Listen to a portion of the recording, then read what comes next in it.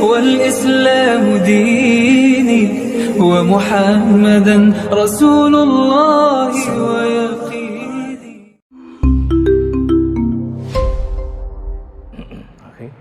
Ma'asyiral muslimin rahimahumullah.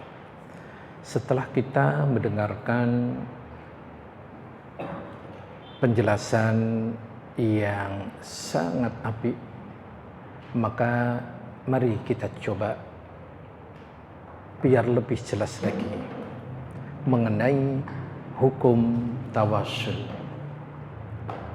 atau wasilah. Ternyata tawassul itu ibadah yang sangat agung yang bisa menghantarkan sampai kepada tujuan. Namun saking agungnya ini banyak yang terselewengkan atau banyak yang menyeleweng dari syariat. Oleh karena itu, pada kesempatan hari ini kita akan mencoba menjadikan tawassul dalam timbangan syariat. Islam agama yang sempurna, sehingga Islam menjelaskan seluruh segala aspek kehidupan. Apalagi berkaitan dengan tawassul ini hal yang sangat wajib kita ketahui. Karena ini bagian dari ibadah yang sangat agung sekali. Namun ketika tidak mengetahui bisa jadi terjerumus kepada praktek-praktek tawassul yang dilarang. Maka penulis memberikan penjelasan yang begitu apik. Oleh karena itu, pada hari ini mari kita kaji dengan pertimbangan syariat tadi, mengingat tawassul sangat penting dikarenakan ketika sedikit saja menyeleweng kita jatuh kepada bid'ah. Bahkan kalau enggak lebih parah lagi bisa jatuh kepada sebuah kesyirikan. Maka ini nanti harus sangat ekstra hati-hati dalam memahaminya. Ana akan bawakan salah satu pendapat yang disampaikan oleh Syekh Muhammad bin Jamil Zainu di dalam kitabnya yang berjudul Kaifa Nafhamu At-Tawassul, bahasa kitanya bagaimana kita memahami tawassul. Beliau menyatakan sesungguhnya pembahasan tentang tawassul sangatlah penting karena mayoritas kaum muslimin tidak memahami masalah ini dengan benar. Disebabkan wallahu alam, apakah karena ketidaktahuan mereka tentang hakikat tawassul yang sudah sangat jelas sejatinya diterangkan baik melalui Al-Quran maupun sunnah yang begitu jelas dan gamblang. Oleh karena itu, mari berdasarkan nasihat beliau tadi, kita akan membahasnya. Pertama, definisi tawassul. Di dalam kitab An-Nihayah fi Gharibil Hadis wal Athar juz 5 halaman 185 oleh Majduddin Abu Sya'adat Al-Mubarak Muhammad Al-Jazri yang dikenal dengan Ibnu Athir, beliau mengatakan al-wasilah secara bahasa etimologi berarti segala hal yang dapat menyampaikan serta dapat mendekatkan kepada sesuatu. Jadi berdasarkan keterangan ini yang namanya wasilah tersebut apa saja hal yang menyampaikan, yang dapat menyampaikan, misalkan kita ingin menelpon kepada A, hajat kita ingin berbicara dengan A, maka kita melalui telepon, melalui WA, melalui alat-alat komunikasi. Nah, alat-alat inilah yang disebut dengan istilah tawasul, perantara. Ini secara etimologi atau secara bahasa. Sehingga dapat mendekatkan kepada sesuatu, sehingga dapat terwujud kita ingin berkomunikasi dengan orang tua misalkan. Kita ingin menjelaskan sesuatu melalui, sekarang ini tawasul kita lebih banyak urusan dunia, maknanya adalah dengan alat-alat yang sudah canggih seperti HP dan sebagainya. Ini bahasanya adalah tawasul. Kita ingin menyampaikan sesuatu, hajat kita sampai kepada sana. Itu. Ini yang pertama. Yang kedua, wasilah juga mempunyai arti kedudukan di sisi raja, derajat, dan kedekatannya. Ini Tawassul An-Nawa'u fil Ahkamuhu halaman 10 oleh Syekh Al-Albani. Jadi apa maknanya? Maknanya yakni kedudukan di sisi raja, kedudukan yang tinggi, kedekatannya. Kalau kita ambil ini baru dari sisi bahasa, belum dari sisi syariat. Dari sisi bahasa itu umum, sehingga kalau kita ingin mendekat kepada raja, maka ada orang yang ada kedudukan dekat dengan raja, kita bisa meminta bantuannya. Ini tawassul, tapi secara umum atau etimologi. Nah, secara bahasa ini juga artinya bisa nanti mendekatkan diri dengan sesuatu amal.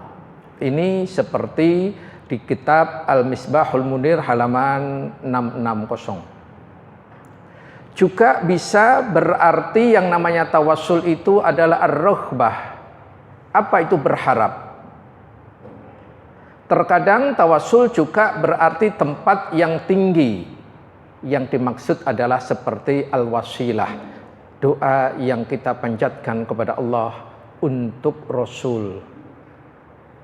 Atau doa yang dimaksud tawassul adalah satu kedudukan di surga yang akan diberikan hanya satu orang. Jadi dari sisi bahasa dulu saya ringkas. Yang namanya tawassul itu dari sisi bahasa mempunyai 4 makna. Yang pertama, mendekatkan diri. Yang kedua, berharap. Yang ketiga, butuh. Yang keempat, kedudukan yang tinggi. Ini tawassul dari sisi bahasa. Anak ulangi 4. Tawassul dari sisi bahasa mempunyai 4 makna. Mendekatkan diri, berharap, butuh, dan kedudukan yang tinggi. Wallahu a'lam.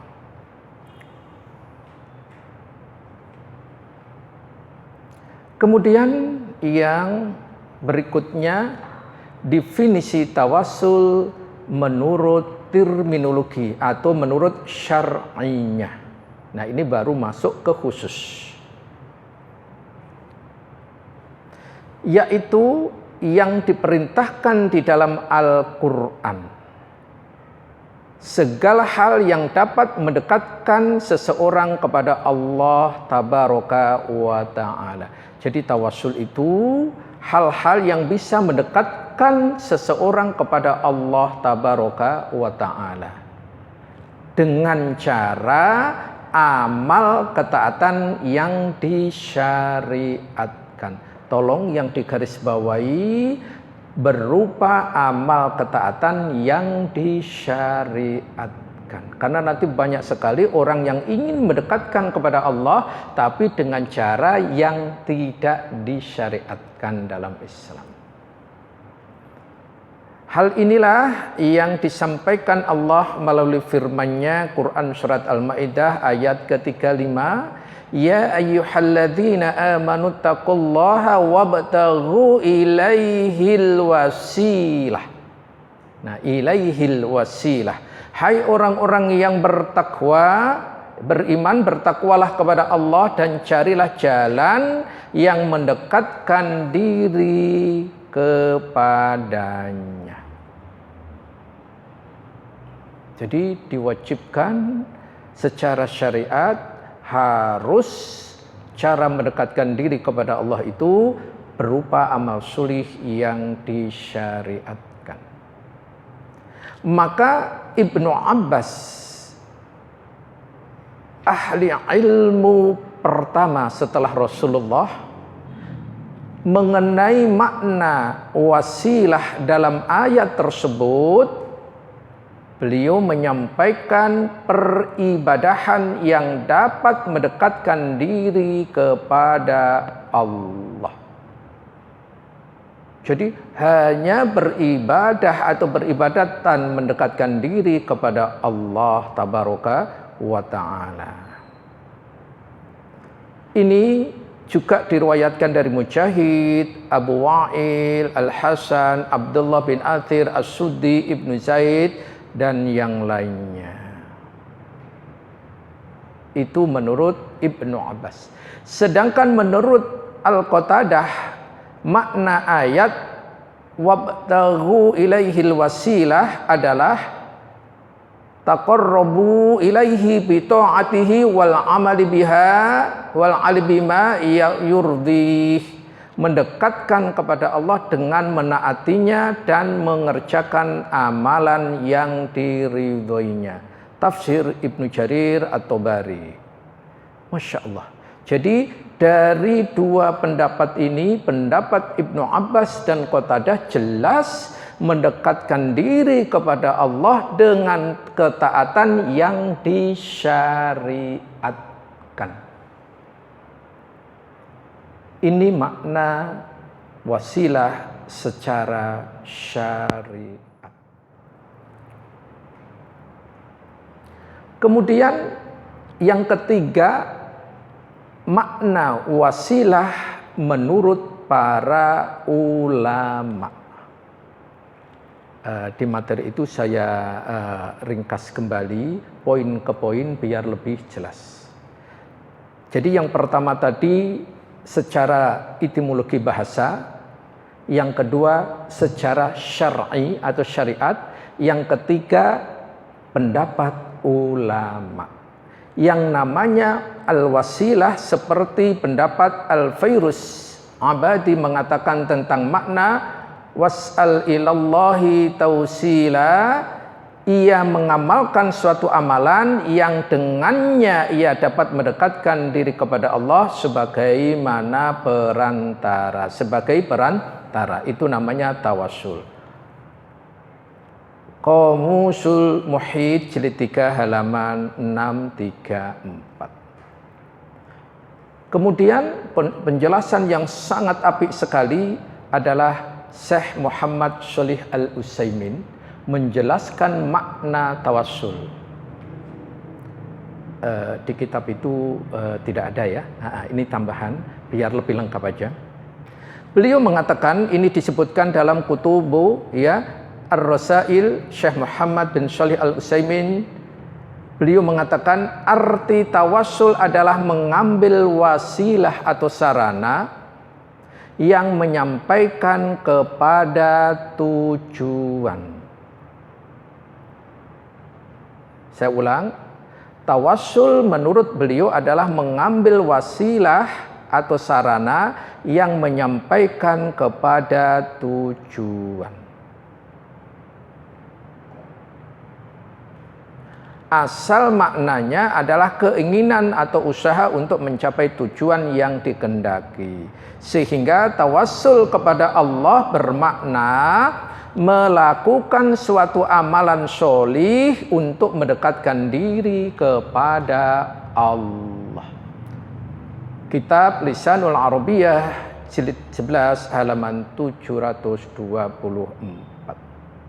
Ini yang disebut dengan tawassul menurut Syekh Al-Utsaimin rahimahullah.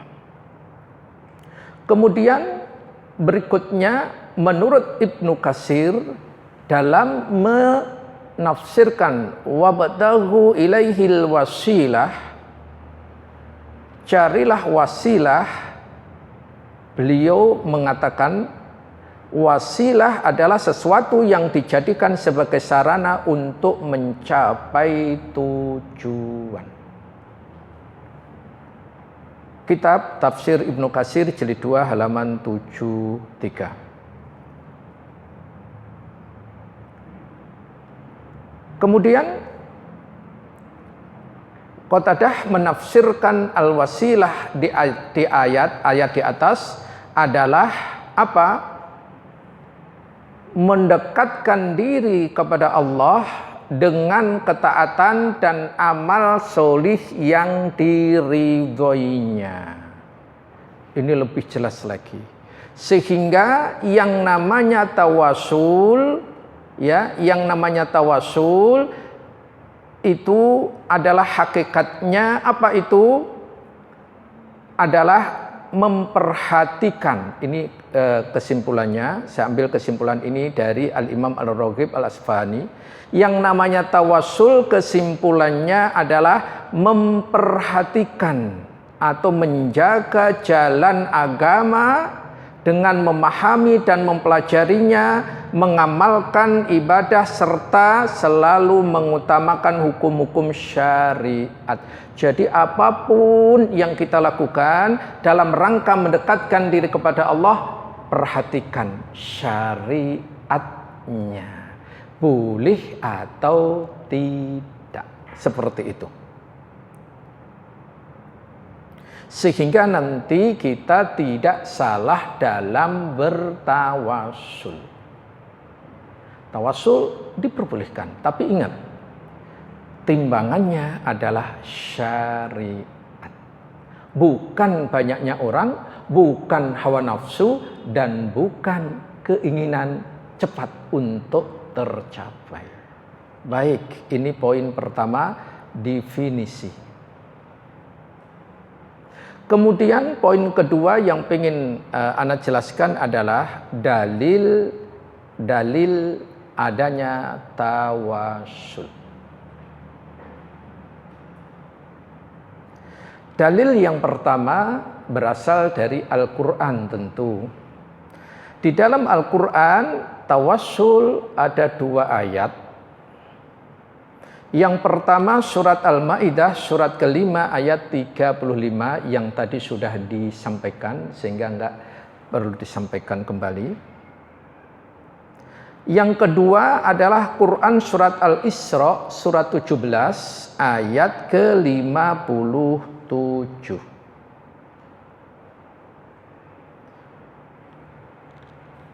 Surat 17 ayat ke-57. Silahkan, akhi, untuk dibacakan.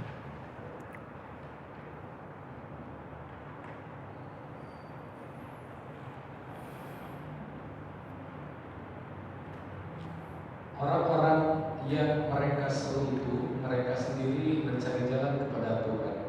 Siapa di antara mereka yang lebih dekat kepada Allah?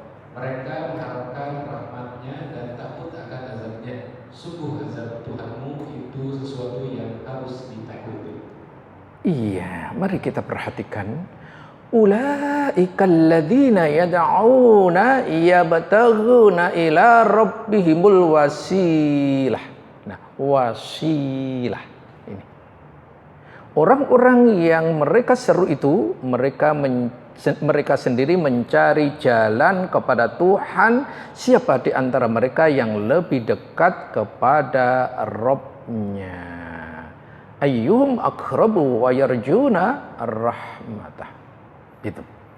Maka mari kita lihat dari 2 ayat di atas, yakni surat Al-Maidah dan surat Al-Isra.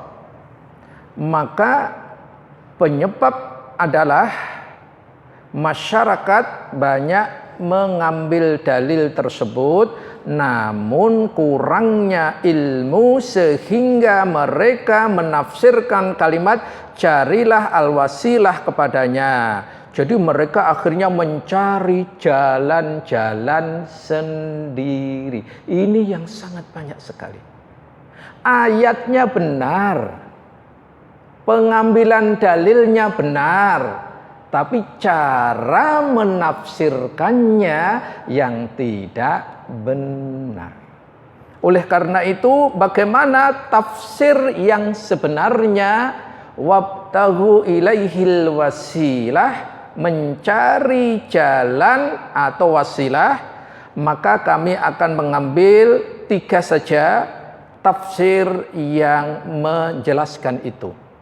Pertama, al-wasilah yang ada di surat Al-Maidah ayat 35 tadi, tafsir Al-Jalalain.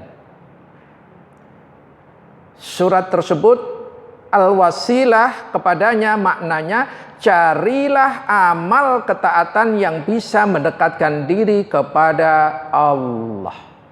Jadi wasilah di sini apa? Amal ketaatan. Amal ketaatan itu kemarin amal dikatakan sahih, dikatakan sholih kalau 2 syarat terpenuhi. Apa syaratnya? Niatnya lillahi ta'ala, caranya mengikuti Rasulullah sallallahu alaihi wasallam. Kemudian yang kedua, tafsir Ibnu Katsir menukil dari Qatadah yang namanya al-wasilah kepadanya, tafsirnya mendekatkan diri kepadanya dengan melakukan ketaatan dan amal yang diridhoinya. Ingat, amal yang diridhoinya. Keridhaan Allah dalam beramal sudah Allah berikan, ati'allaha wa ati'ur rasul. Taatilah Allah dan taatilah Rasul. Jadi keridhaan Allah dalam beramal adalah sesuaikan amal kita dengan apa yang dicontohkan Rasulullah sallallahu alaihi wasallam. Jadi wasilahnya apa? Ya mengikuti syariat yang ditetapkan oleh Rasulullah sallallahu alaihi wasallam. Kemudian Ibnu Jauzi menyebutkan di antara tafsir lain, carilah wasilah kepadanya maknanya cara darinya. Nyanya besar. Zadul Masir surat Al-Maidah ayat 35. Carilah kecintaan darinya. Ingin tahu bagaimana agar kita dicintai Allah? Lihat Quran surat 3 ayat 31. Kalau kita ingin mendapatkan cinta dari Allah, Allah punya standar khusus di ayat itu. Surat 3 ayat 31.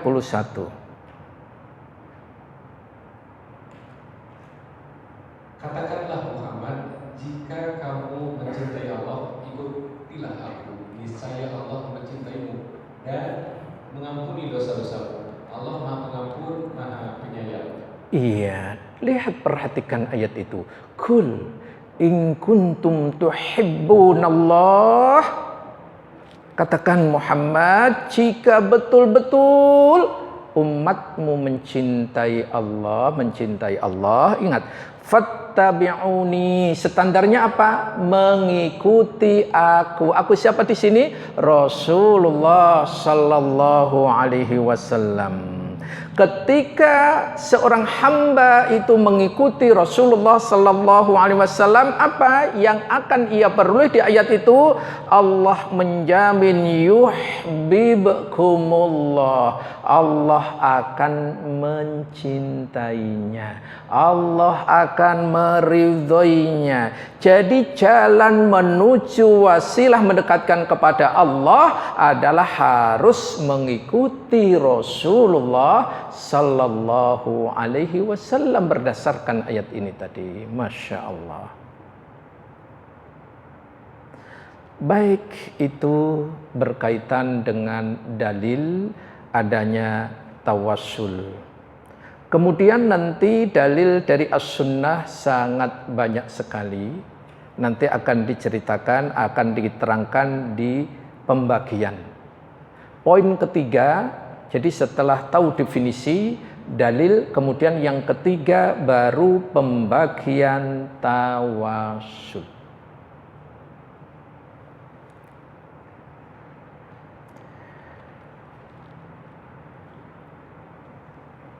Di dalam kitab Mujmal Usul Ahli Sunnah wal Jamaah fi Aqidah halaman 15 sampai 17, tawasul ada 3 macam.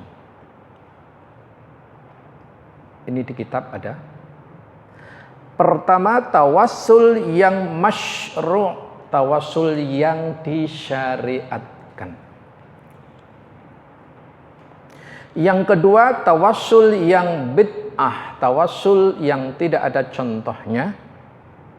Yang ketiga, tawassul yang menjadikan syirik atasnya. Ini hati-hati. Ini jadi tawassul ada 3, ada yang disyariatkan, ada yang bid'ah, ada yang syirik. Masing-masing akan dijelaskan dengan panjang dan insya Allah jelas.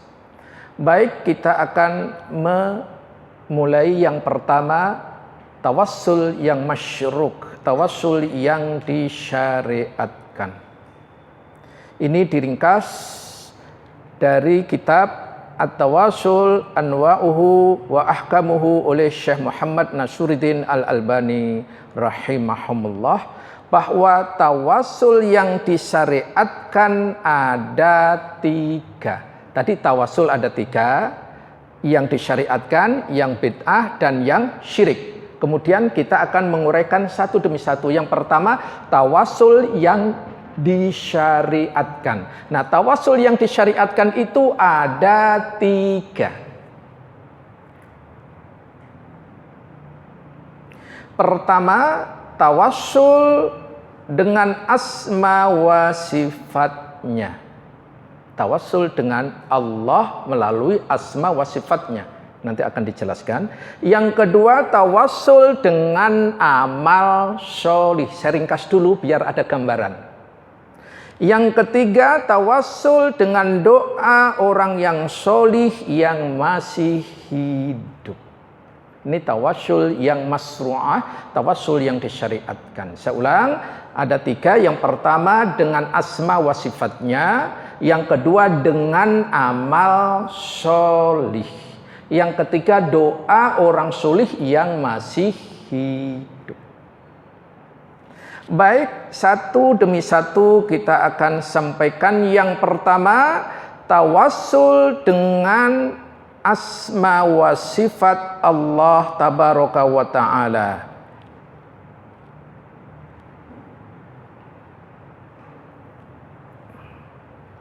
Allah tabaraka wa ta'ala mempunyai sifat yang sempurna, nama yang sempurna, sehingga mari kita perhatikan dulu tawassul kepada Allah dengan sarana yang dibenarkan, yakni menyebut nama, sifat, keagungan, kemuliaan dari Allah tabaraka wa ta'ala. Maknanya apa?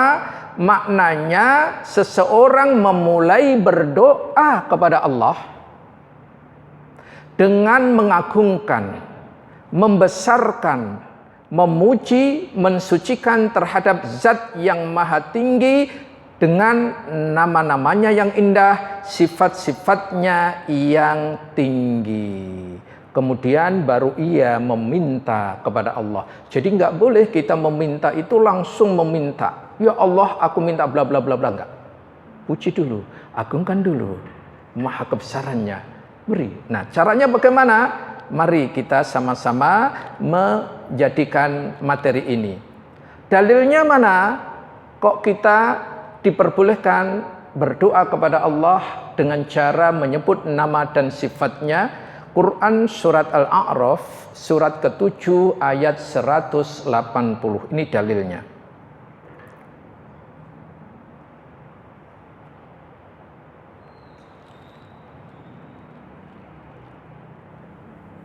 Silakan. Dan Allah memiliki Asmaul Husna atau nama-nama yang terbaik.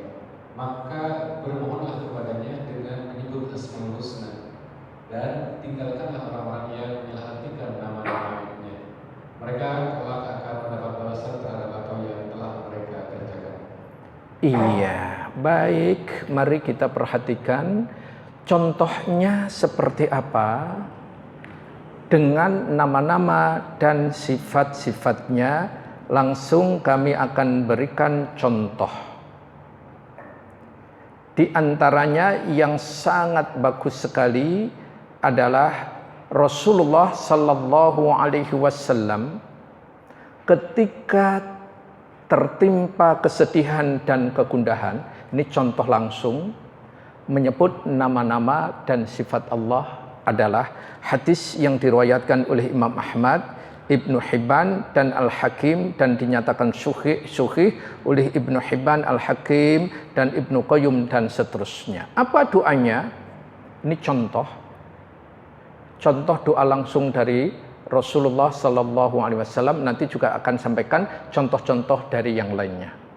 Contoh yang pertama hadis tadi, aku memohon kepadamu ya Allah dengan semua nama yang maha indah yang engkau miliki, yang engkau namakan dirimu dengannya, atau yang engkau ajarkan kepada salah seorang dari hambamu, atau yang engkau turunkan dalam kitabmu, atau yang engkau khususkan bagi dirimu sendiri pada ilmu gaib di sisimu, agar engkau menjadikan Al-Quran sebagai penyejuk hatiku, cahaya dalam dadaku, penerang kesedihanku, dan penghilang kegundahanku. Dari ini tadi, lihat, kalau begitu Asmaul Husna ada berapa di sini? Ada berapa? Kalau mendengar doa Rasulullah ini tadi, karena selama ini orang mengklaim Asmaul Husna hanya 99. Kasihan sekali. Allah diberikan batas. Lihat di sini tadi. Atau ini ya, yang engkau khususkan bagi dirimu sendiri pada ilmu gaib di sisimu. Jadi Asmaul Husna milik Allah, nama-nama terindah itu tak terhingga, hanya Allah tabaraka wa ta'ala yang maha tahu. Namun ada sebagian yang Allah berikan, seperti di sebuah hadis yang mengatakan Asmaul Husna 99. Tapi di 99 itu, ma'asyiral muslimin wa iyyakum rahimahumullah, bagi yang hafal, adakah di situ bahwa Allah maha penyembuh? Ada enggak di situ? Di 99 itu loh. Enggak ada di situ. Asy-Syafi'at As-Sifah enggak ada. Padahal doa itu, nama itu melalui firman Allah mengabadikan konsep Nabi Ibrahim alaihissalam. Ketika aku sakit, gimana? Allah lah yang menyembuhkanku. Surat Asy-Syu'ara surat ke-26, 79 sampai 83. Asy-Syu'ara 26. Diskon tanggal muda.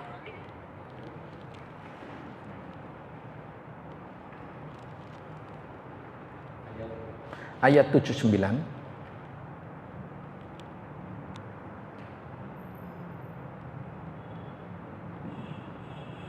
Dan yang memberi makan dan minum kepadaku, Terus dan apabila aku sakit, dialah yang menyembuhkan aku. Dan yang akan mematikan aku kemudian akan menghidupkan aku kembali. Dan yang sangat kuinginkan akan mengampuni kesalahan pada hari kiamat. Ibrahim berdoa, ya Tuhanku, berikanlah kepadaku ilmu dan masukkanlah ke dalam golongan orang-orang yang soleh. Iya, padahal jelas ayatnya, wa idza maridtu fahuwa yashfin. Ketika aku sakit, kata Nabi Ibrahim, dialah Allah yang menyembuhkan aku. Bukankah ini keyakinan kita juga? Yang bisa menyembuhkan siapa? Allah tabaraka wa ta'ala. Tapi ini belum ada di 99. Jadi nama Allah bukan hanya 99. Wallahu a'lam. Kemudian contoh